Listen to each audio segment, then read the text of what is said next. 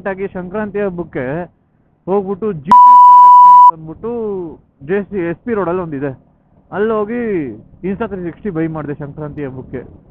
By ಮಾಡೋಕ್ಕೆ ಅಂತ ಹೋಗಿದ್ದು ಹಿಂದಿನ ದಿವಸ ನನ್ನ ರೇಟು 54,900 ಏನೋ ಇತ್ತು. ಸರಿ ಆಯಿತು, ಹೋಗಿ ತೊಗೊಂಬೇಡ ಏನೋ ಒಂದು ಮಾಡಿಸ್ಕೊಂಡು ಅಂತ ಹೋದರೆ ಅಲ್ಲಿ ಹೋಗಿ ನೋಡಿದ್ರೆ ಸೀದಾ 57 ಅಂತಂದರು.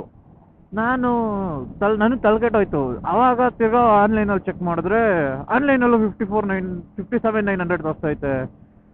ಇದೆಂತ ಇದು, ನಿನ್ನೆ ನೈಟ್ ನೋಡಿದ್ರೆ ಕಮ್ಮಿ ಇತ್ತು, ಇವಾಗ ಜಾಸ್ತಿ ಹೋಯ್ತಲ್ಲ ಅಂತ ಅಂದ್ಬಿಟ್ಟು ಸರಿ ಆಯಿತು, ಇನ್ನೇನು ಬಂದ್ಬಿಟ್ಟಿದ್ದೀನಿ, 2,000ಕ್ಕೆ ಮುಖ ನೋಡ್ಕೊಂಡು ಹೋದ್ರೆ ಚೆನ್ನಾಗಿರಲ್ಲ ಅಂತಂದ್ಬಿಟ್ಟು ತೊಗೊಂಡೆ. ಎಲ್ಲ ಆಯಿತು. ಅವತ್ತಿನ ದಿವಸ ಪಾಪ ಎಷ್ಟೊಂದು ಜನ Insta360 ತೊಗೊಂಡಿದ್ರು. ಏನೂ ಮಾಡೋಕ್ಕಾಗಲ್ಲ. ಆ ಥರ ಹಂಗೆ ತೊಗೊಂಡು ಎಲ್ಲ ಇದು ಮಾಡಿಕೊಂಡು ಹಂಗೆಲ್ಲ ತೊಗೊಂಡು ಆಮೇಲೆ ವಾಪಸ್ ಬಂದು ಎಷ್ಟೊಂದು ಜನ ತೊಗೊಂಡಿದ್ರು. ಸರಿ ಆಯಿತು ಬಿಡು, ಇನ್ನೇನು 2,000 ಅಲ್ಲ ಅಂತ ಅಂದ್ಬಿಟ್ಟು ಬಂದೆ.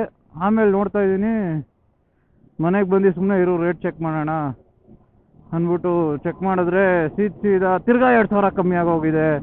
ಇದು ಅಂಗಡಿಯ ಉಂದ ಇಲ್ಲ Insta360 ಅವ್ನು ಮಾಡ್ತಾರ ಉಂದ ಒಂದೂ ಅರ್ಥ ಆಯ್ತಾ ಇಲ್ಲ. ಈ ಥರ ಕರೆಕ್ಟಾಗಿ ಹಬ್ಬದ ದಿವ್ಸಕ್ಕೆ ಜಾಸ್ತಿ ಮಾಡಿ ಅದೇ ಸೇಲು ಅಂತ ವಾಪಸ್ ಕಮ್ಮಿ ಕೊಟ್ಟು ಈ ಥರ ಜನಕ್ಕೆ ಮೋಸ ಮಾಡಿಕೊಂಡು ಅದು ಎಷ್ಟು ಇದು ಮಾಡ್ತಾರೋ ಗೊತ್ತಾಯ್ತಾ ಇಲ್ಲ. ಅದು ನನಗೆ ಯಾರು ತಿಳಿಸ್ಕೊಟ್ರೆ ಅದು ಹೆಂಗೆ ಏಂತಿಕಾಯ್ತು ಅಂತ ನನಗೇನು ಐಡಿಯಾ ಇಲ್ಲ. ಅದು ಅಂಗಡಿಯವ್ರು ಇದು ಮಾಡ್ಕೊಂಡ್ರ, ನಾನು ಹೋಗಿದ್ದ ಕಡೆನೇ ಸುಮಾರು ಒಂದು 3-4 ಜನ ಬಂದು ತೊಗೊಂಡ್ರು ನಾನು ಇರ್ಬೇಕಾರೆ 1 ಅವರಲ್ಲಿ.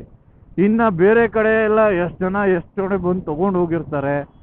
ಇದಕ್ಕೆ ಯಾರು ಮೇನ್ ಇದು ಅನ್ನೋದು ನನಗಂತೂ ಅರ್ಥ ಆಯ್ತಾ ಇಲ್ಲ ರೀಸನ್ ಏನಾರೋ ಇದ್ರೂ ಒಂದು ಸ್ವಲ್ಪ ತಿಳಿಸಿ ಹೇಳಿ ಅಂತ ಹೇಳ್ತಾ